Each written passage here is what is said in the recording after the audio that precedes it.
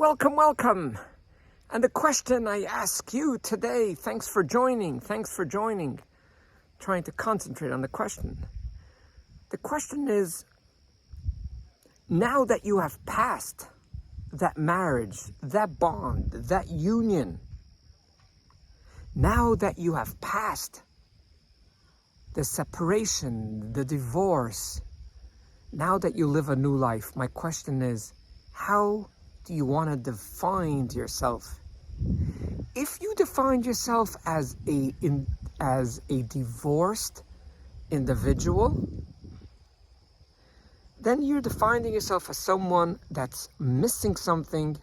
And if you believe it or not, you are actually connected to someone that you might have wanted to leave. Or you're actually connected to someone, the way the world says, dumped you. I don't like that word. I will use someone that walked out. They didn't dump you. They would have to go a few stories high, hold you, and let go of you. And that would be dumping or bringing you to the trash company. They walked out on you. Do you want to define yourself as someone that someone walked out on you? That's pain.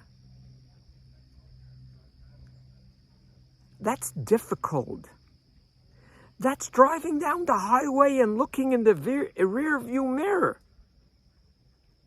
Regardless if you left someone within a marriage and you got divorced in the past, or someone walked out on you, regardless what situation, ladies and gentlemen, you are independent.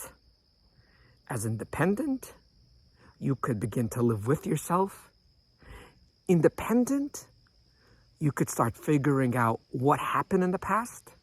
As independent, you can begin to date.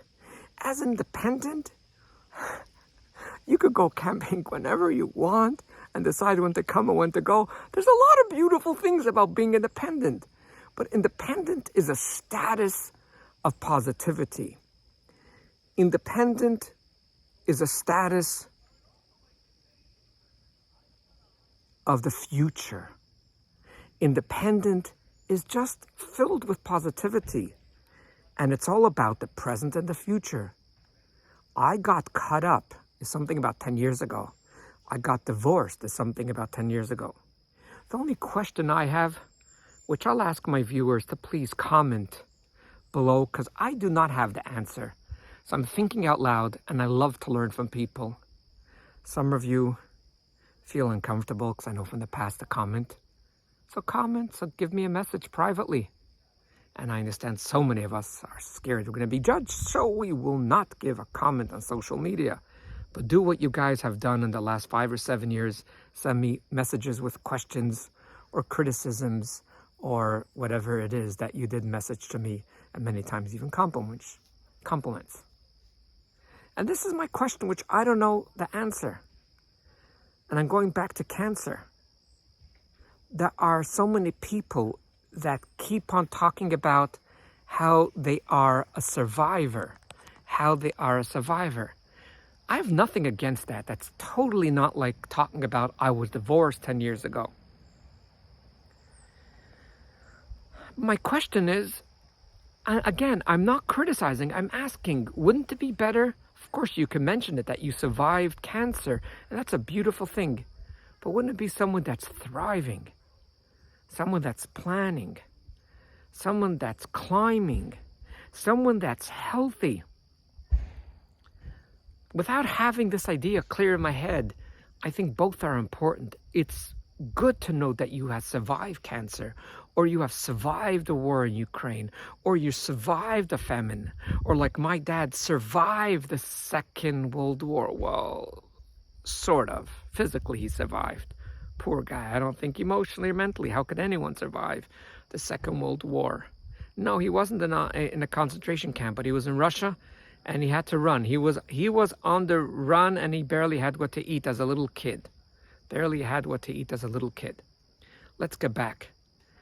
But I think from a survivor from cancer, regardless if you do say And the reason why I said it's important to know that you're a survivor of cancer is because gratitude is so important. Gratitude is very important. But sometimes I see certain individuals, certain organization, that everything about their bumper stickers and their language and their social media and their identity is a survivor of cancer. And my question is, wouldn't it be better to spend about 80% of your energy or 70% of your energy or 90%, I'm not sure how much, I don't know, that's why I'm asking, of a thriver. Now that I had, or this person had cancer 10 years ago, and they did survive cancer, and as long as they live, they will be filled with gratitude because they're going to live for many, many decades. But my question is, shouldn't the identity, let's say on social media, is I'm a thriver, I thrive, and I climb, and I'm filled with exuberance, and I plan for the future, and a whole bunch of positive description about the future where we're going, versus, oh my gosh, that horrible and scary situation of cancer, I actually survived it. Sometimes you're holding on to the horror. So surviving cancer to me could have two meanings. One is I'm out of it, I'm filled with gratitude, which gratitude should last forever. One hand is always connecting to that fearful moment. Thank you so much for understanding my question. I hope I was clear. Thanks for listening. Have yourself a wonderful and delightful day. And I hope everyone has a moment, a time, wherever you are, to enjoy Mother Nature, because there's nothing like it. See you next week.